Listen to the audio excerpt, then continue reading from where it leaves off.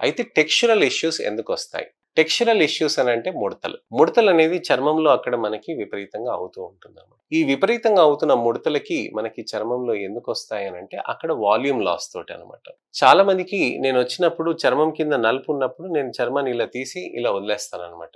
అలా తీసి వదిలేసినప్పుడు అది ఇమ్మీడియేట్‌గా ఎళ్ళిపోయిందనుకోండి, అది అక్కడ టెక్స్చరల్ చేంజెస్ ప్రాబ్లమ్ కాదన్నట్టు. అది అక్కడ తీసి మనం వదిలేసినాక కూడా అక్కడ అది మెల్లగా నెమ్మదిగా అలా ఎళ్తుందనుకోండి, దానికి అక్కడ క్వాలిటీ ఆఫ్ స్కిన్ అనేది కాంప్రమైజ్ అయ్యి టెక్స్చరల్ చేంజెస్ అనేటివి వచ్చినట్టుగా మనం గుర్తించాలన్నమాట.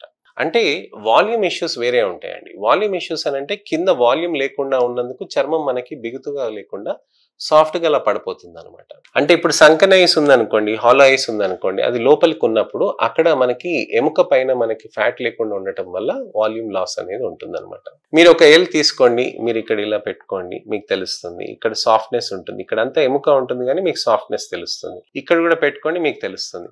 కానీ ఇక్కడ మీరు పెట్టినాక మీకేమవుతుందనంటే అక్కడ సాఫ్ట్‌నెస్ ఉందనుకోండి, అక్కడ మీకు ఫ్యాట్ ప్యాడ్ అనేది ఒకటి ఉంటుందన్నమాట. సో, ఆ ఫ్యాట్ ప్యాడ్ ఇంటాక్ట్‌గా ఉన్నట్టు. అక్కడ సాఫ్ట్‌నెస్ లేకుండా డైరెక్ట్ ఎముక టచ్ అయిందనుకోండి, అక్కడ మీకు ఆ ఫ్యాట్ ప్యాడ్ అనేది డిజాల్వ్ అయినట్టుగా అన్నమాట. సో, ఆ డిజాల్వ్ అయిన ఫ్యాట్ ప్యాడ్ తోటి మీకు అక్కడ అదంతా మీకు సంకెన్ ఐస్‌గా మారుతూ ఉంటుంది.